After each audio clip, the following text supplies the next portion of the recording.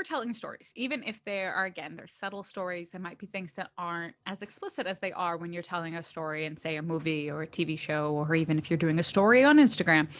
Well, when we're making visuals, we are communicating. We're doing this, we're designing in order to communicate information. And in order to communicate information effectively, we tell stories. There's narrative involved. So in order to kind of make our stories have more of a punch, it's often good to make sure that we kind of utilize all the tools at our disposal. So we talked about when you're approaching a design problem, you want to figure out what your goals are. And some of your goals might be to engage people emotionally, as well as kind of on a mental level, or to teach them something. So for your infographic, you're wanting to convey factual information. You're probably going to teach someone, or maybe you're going to explain a process. But you also want to engage other senses of people. So if you're talking about, injuries, then maybe you're wanting to make sure that they're thinking about pain and making sure they don't want to injure themselves, so they want to avoid pain. If you're talking about ways to stay healthy, then maybe you're wanting to do things that are, if you're thinking about like mental health and you're thinking about self-care, then maybe you're wanting to do very soothing tones or things that kind of help with what the message is, to actually like get the emotional state you're trying to have people get into. So thinking about the fact that even if we're not telling a story like we have a plot, that we're conveying information, and storytelling is kind of the way in which we understand and process that information. And a lot of it is not conscious. So in the same way that we take in tons of visual information constantly, and our brain has to decide what it's consciously paying attention to and what's background, the same thing happens with color a lot, where it's going to affect us, but we don't go, oh, that's blue, I feel sad. But if you're sitting in a room that's blue, your heart rate might lower, like without even doing anything. You can consciously affect your heart rate, but it takes a lot of practice. It's not something that you generally do consciously. So the way in which we utilize color is, really important in making sure that it aids us in storytelling rather than maybe working against the story that we're trying to tell, and being conscious of this. So we can elicit psychological reactions. And again, this might be something very subtle that people aren't aware of, or, it's a horror movie. You're trying to do fear. And so you're trying to make it very clear. Again, when we worked with our text, we talked about how the different colors of red, say, when people were choosing fear, evoke different kinds of fear. Was it bloody, or was it not? Was it just kind of like lurking, like evil eyes of a demon? We can also use things like contrast of colors to draw focus to significant details. I think we've all had assignments where suddenly there's a section in red. No one had to tell us that that's why someone said it in red. We all just understood. But what we'll do a lot of the times in a subtle way is to set the tone. And again, when we look at the examples from, say, movies, a lot of this is done as a way to aid the storytelling by setting a visual tone that backs up the tone that they're trying to set through dialogue and plot and all that other stuff. And again, if it's something where it's a series, we can use color in order to change the story, to let us know that there is maybe something that's different. So if you were doing a graphic novel, that's obviously quite obvious. But even if, for example, I was thinking about within the past 6 months to a year, the UK has had for its, like, they've been kind of using a stoplight system in terms of, how we have the stages in Massachusetts of which stage we're in coronavirus. And so when they wanted to open up pubs and cinemas and have things be a little bit more open, then they went from having their signage being yellow with like a red border to yellow with a green border. So again, it was using color as a way to signify and kind of emphasize the fact that they were opening things back up. So again, kind of like we understand conceptually, red means stop, yellow means yield, green means go. And so we can use these things as like cues and as telling us things without actually having to write any words. So that can be really handy. So pause the recording real quick. I'm going to show you guys a video. Resuming the recording. So I'm going to circle back to that video, so the second half of the video, but to just kind of reinforce the fact that we're should use color. We don't always consciously think about how we're using color, but we should think about color in terms of like helping us reinforce the stories we're trying to tell, our communication goals. And as the name of the guy who did that video with his very Northern English accent, which is why I wanted to make sure closed captions were on, many viewers are going to have the same predictable reactions to specific colors. Now, I think the other thing that's important that he mentions is that it's not one reaction. Blue doesn't just make us sad. So I've got slides a little bit further down where I go through some of the common reactions to colors. And again, things like green can be lush scenery in the same way that it's the Wicked Witch. In the same way we're talking about kind of orange and greens and blacks being Halloweeny. They're also colors of the harvest. So there isn't a single response. So oftentimes it is, again, in that wider context that the same color being used in a poster about self-care and like making sure that you're taking care of your mental health, you could use that same color in a poster about I think of something totally different about hairspray. And you know, it would have a different feeling to it because the context is completely different. So it's predictable in its nature, but it's not singular in its nature, if that makes some sense. So again, red has a tendency to raise our blood pressure. Blue can be calming, but blue could also be menacing if it was in a context that made sense for that. Again, as a review, hue, saturation, also known as intensity, and value are the three main components of color. So again, we've got our definitions of those. So remember that will come up on your exam. And I'm going to be pulling some examples here from this studio binder. Makes some really good how-to videos, and they have one on film color that kind of gives some good examples in terms of those feelings. So as I'm going to go back to the prior video in a second, but just to show you that, again, things like red can be both love and passion, but also anger and power. So it depends on the context and how it's used. Pink, again, innocence and sweetness, but also empathy and beauty. And at times it can be used as a way to, again, things like Mean Girls, Wednesdays We Wear Pink, or again, kind of a baddie in Harry Potter, where the pink is used as like a saccharine sweetness of like projecting sweetness, even though it isn't true.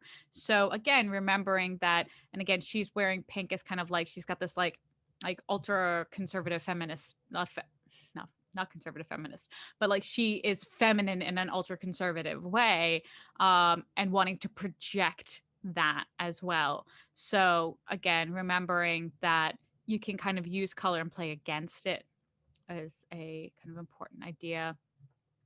As he said, and as many people will say, Wes Anderson and his use of color.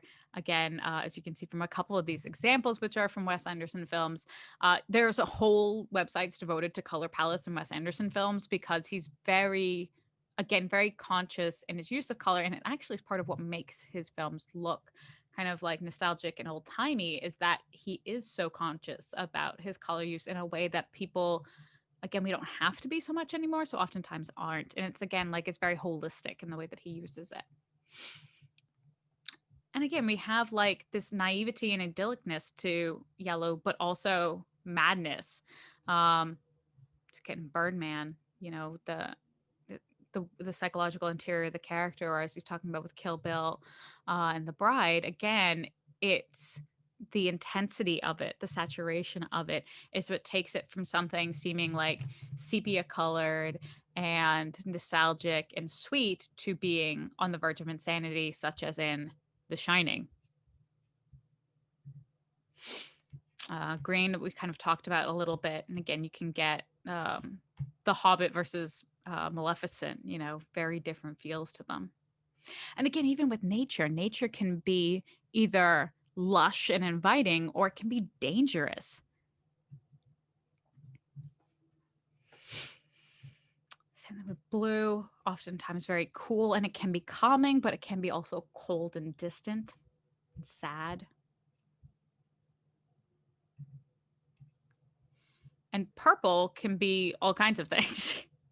So again, it's like, I think there's, because purple is less natural, we have, that's maybe why you're evoking both the ominous, but also like the mythic and the fantasy. And so again, it's kind of how it plays out in nature has all informed how we understand things currently. So our brains are still kind of wired a bit like they were when we were hunter-gatherers and etc. So before I get into the color palettes, let me go back to the video and resuming recording. So color palettes, and then kind of how they also have emotional connotation. So we'll touch on that, as well as kind of like the mechanics of how they work and what's what. So obviously it's easy when we've got one color to have a very strong single association that you're wanting to create with it.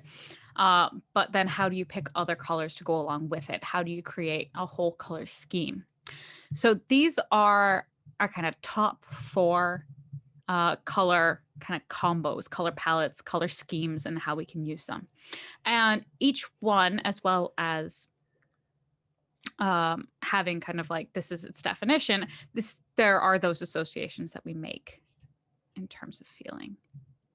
So these are all what we call balanced color schemes. So they're ones that they create harmony, not discord. Understandably, if you wanted to create discord, you would do something other than this, something that felt close but a little bit off. But most of the time, we're trying to go for balance.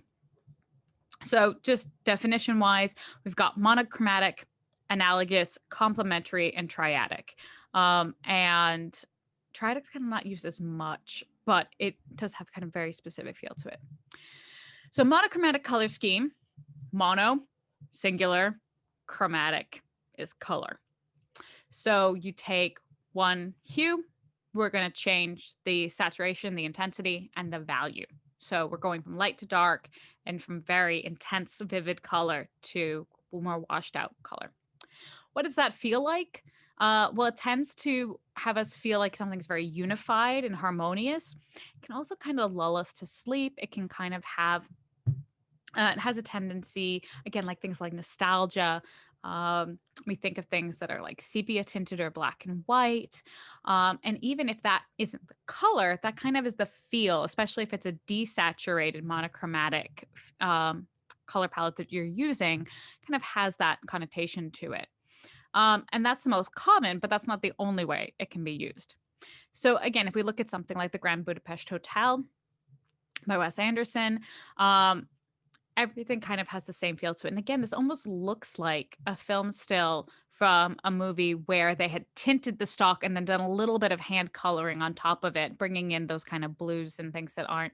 And again, that's part of what makes it feel whimsical. That's part of, again, it gives it that sense of, it also doesn't feel natural because the world is not monochromatic.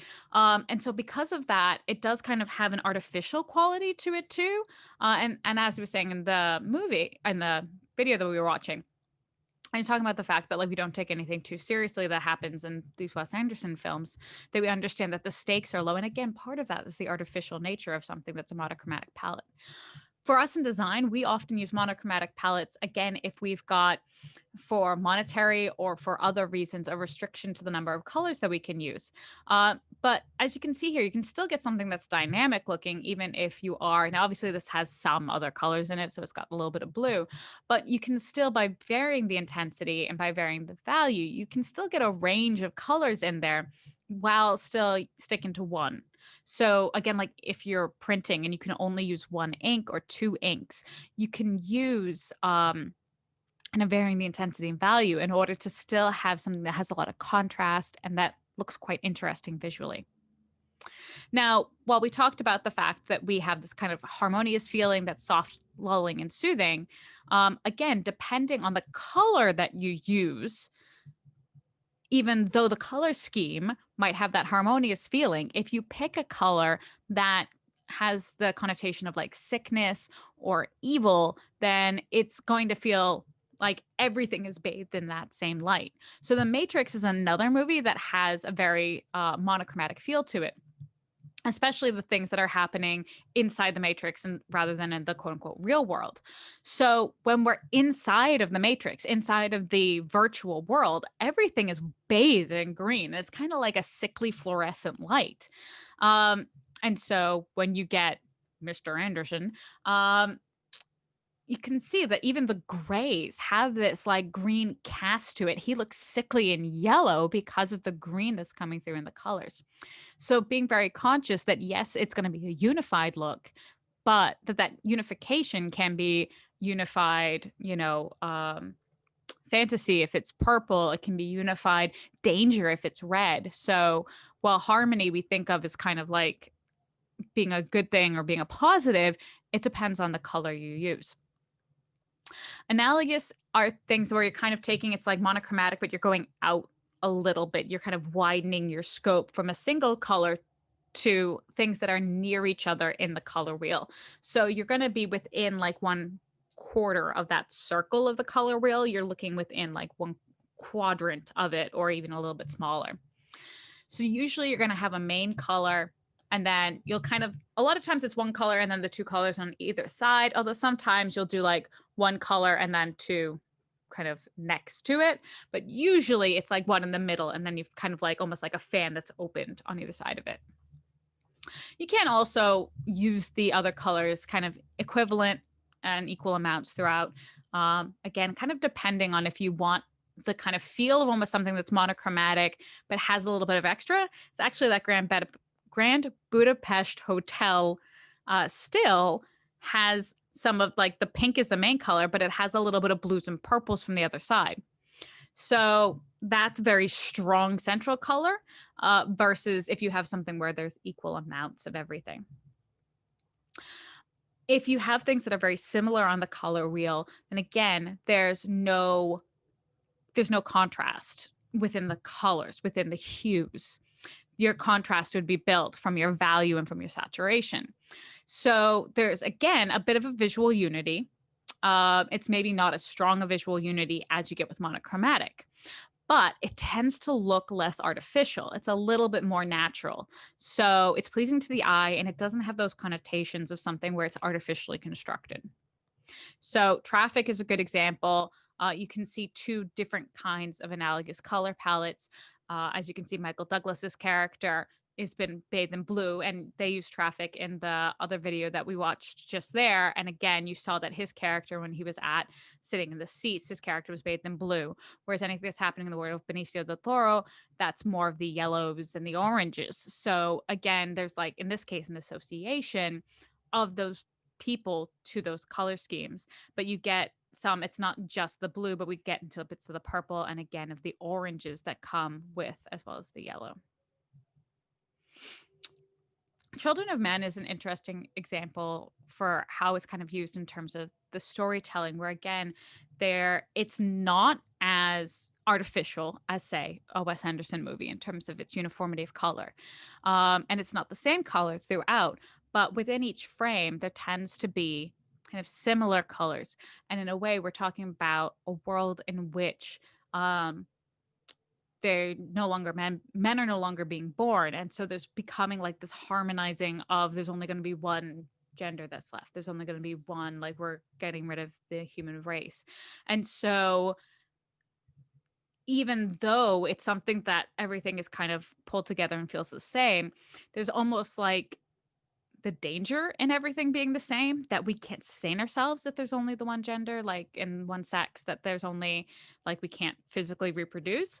So even though you would think that there's this harmony of it, it's actually kind of presenting the fact that yes, it's harmonizing, but that's not always a good thing, that there can be danger in that as well. So again, you can use that kind of harmonizing tone to kind of tell the story of bringing things together to a single color or bringing things together to a single sex, and that what happens when we do that. Complementary colors, on the other hand, are kind of the exact opposite of doing an analogous color scheme. We're going 180 on the color scale. So again, when it was talking about The Last Emperor and going from red all the way around to green. So he's talking about being opposite on the color wheel. So again, red and green, everybody, we associate that with Christmas, but part of the reason those colors work is because they're opposite each other on the color wheel. And that's again the exact opposite of analogous, where there isn't a lot of contrast in terms of the hue. Now there's a great contrast in terms of hue, so things pop a lot more. That can mean that there's tension, so we can visually express tension that way, but it also creates a vibrancy. It also creates a vibrancy. So again, if you have a limited color palette and you want things to pop, sometimes having things be mostly one color and then the complementary color, the complement, that will make that little hit of the other color really work for you. And Amelie is an amazing example. If you have never seen Amelie, in terms of the visual aspect of storytelling and filmmaking, it's like the use of color, the use of visual metaphor is amazing. It's and it's a nice story too. It's very nice. And the example that I saw in the video there, you actually had one of the screens or one of the scenes where you had that blue lamp and she was crying. And so while throughout we've got this complement of kind of the reds and the greens together, when you have a really strong color that isn't from the palette, it draws attention to itself. And so you're like, why is that there? What's the metaphor? What's happening? And again, those colors stand out because of the presence of its complement. Again, we use them a lot in action movies. The kind of orange and blue and yellow and purple together, those tend to be used a lot in action movies. Again, because they make them pop visually, but also because there's that opposite. And so there's like the tension of the two things that are diametrically opposed. So that can often evoke feelings of tension within the characters. Sound like X-Men, Transformers, and Mad Max.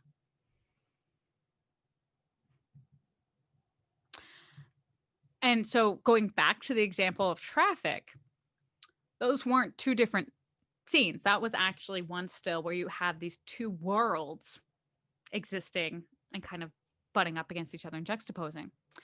So in fact, two analogous color schemes, and as you can see from the color wheel here, they're on opposite ends.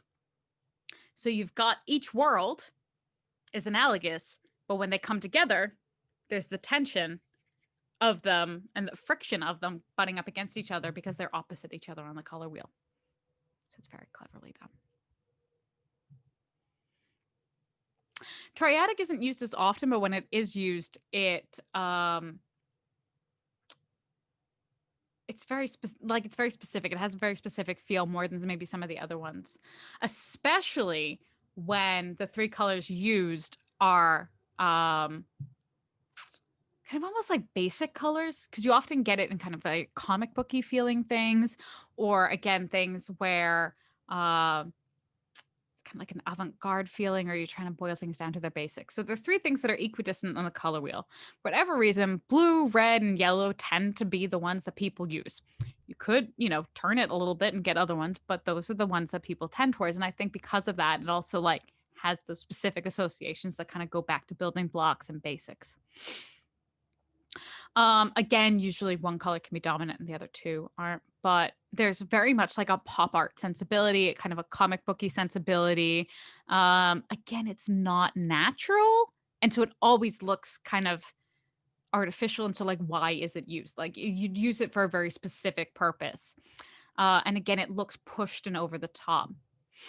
But at times, that's what you want, is you want something that looks constructed, that's drawing attention to very specific elements. So triadic can be useful if used kind of deployed properly, if that makes some sense. So